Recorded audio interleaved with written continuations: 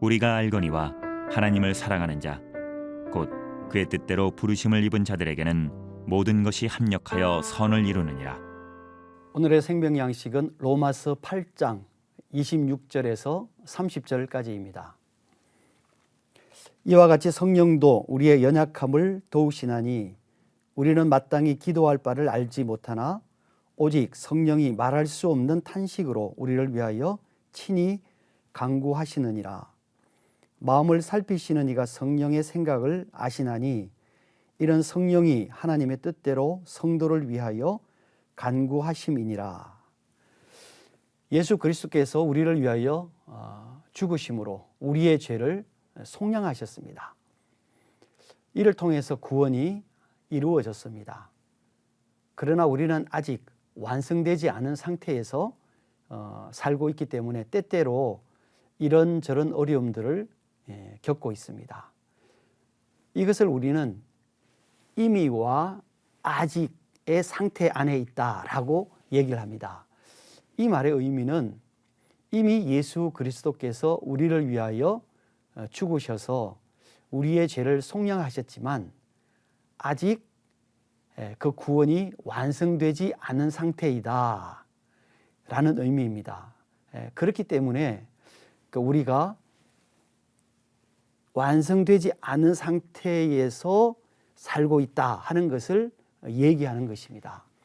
그렇다면 우리의 구원의 의미를 다르게 될 수 있다, 구원이 없어질 수도 있다, 그런 의미는 전혀 아닙니다.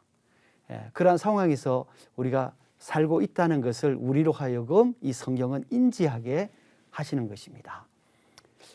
따라서 우리의 연약함으로 인해서 하나님의 말씀을 온전하게 순종하지 못할 수도 있다는 것입니다. 그래서 우리의 힘이 아닌 하나님의 도우심으로 우리가 살아가야 하는 것입니다. 이런 단순히 우리의 생활에서만 아니라 기도할 때조차도 나의 생각이 아닌 하나님의 뜻을 알기 위하여 성령의 도우심이 필요하다는 그런 의미입니다. 뿐만 아니라 성령께서도 우리를 위하여 기도하고 계신다는 사실을 우리에게 말씀하고 계십니다. 왜냐하면 성령께서 하나님의 뜻을 아시기 때문입니다. 하나님의 뜻이 우리 안에서 이루어지기를 기도하시는 것입니다. 혹시 성령이 말할 수 없는 탄식으로 우리를 위하여 친히 간구한다라고 기록되어 있다고 해서 이를 성령께서 막 이렇게 기도하는 어떤 방언으로 생각한다든지 하는 것은 아주 잘못된 해석입니다. 우리의 기도 가운데 함께 하시는 성령의 은혜와 능력을 의미하는 것입니다. 그리고 우리는 기도를 우리가 필요로 하는 무엇을 구하는 것이라고만 생각하는데 이는 기도의 아주 작은 부분만 생각하는 것입니다. 기도는 궁극적으로 하나님의 뜻에 동참하는 것입니다. 따라서 우리가 기도할 때 기도를 위한 기도를 할 필요가 있는 것입니다. 즉 우리의 기도를 성령께서 인도해 주시기를 위해서 기도해야만 하는 것입니다. 그래야지만 우리가 우리의 욕심으로 기도하는 것이 아니라 하나님의 뜻을 따라서 성령의 인도하심을 따라서 기도할 수 있는 것입니다. 28절입니다. 우리가 알거니와 하나님을 사랑하는 자 곧 그의 뜻대로 부르심을 입은 자들에게는 모든 것이 합력하여 선을 이루느니라. 하나님이 미리 아신 자들을 또한 그 아들의 형상을 본받게 하기 위하여 미리 정하셨으니 이는 그로 많은 형제 중에서 맏아들이 되게 하려 하심이니라. 또 미리 정하신 그들을 또한 부르시고 부르신 그들을 또한 의롭다 하시고 의롭다 하신 그들을 또한 영화롭게 하셨느니라. 28절은 우리가 잘 아는 구절입니다. 우리가 알거니와 이 말의 의미는 우리가 하나님에 대하여 지식을 갖고 있다는 것을 얘기할 뿐만 아니라 또한 하나님에 대한 경험이 있다는 사실을 얘기하고 있는 것입니다. 하나님을 사랑하는 자, 곧 그 뜻대로 부르심을 입은 자, 그 말의 의미는 우리가 하나님의 자녀, 곧 그리스도인이다 하는 의미입니다. 즉 하나님께 속한 자입니다.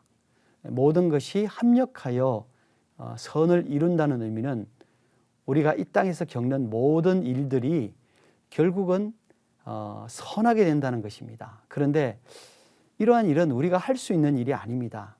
하나님께서 그의 선하신 뜻을 따라서 그렇게 하신다는 것입니다. 우리가 알고 있는 말씀을 하나 생각해 보면은요, 야고보서 1장 2절에서부터 4절까지 말씀입니다.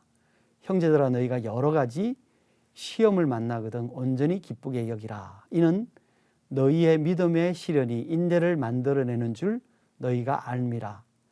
인내를 온전히 이루라. 이는 너희로 온전하고 구비하여 조금도 부족함이 없게 하려 함이라 라고 기록하고 있습니다. 이는 우리의 삶에서 겪는 많은 고난과 시련이 때때로 우리를 힘들게 하고 우리의 삶을 어렵게 하지만 그것을 통해서 우리가 인내를 배우고 우리의 삶에서 삶이나 성품에서 더 단단해지기 때문에 이것을 우리는 기쁘게 받아들여야 한다는 것을 의미하고 있습니다.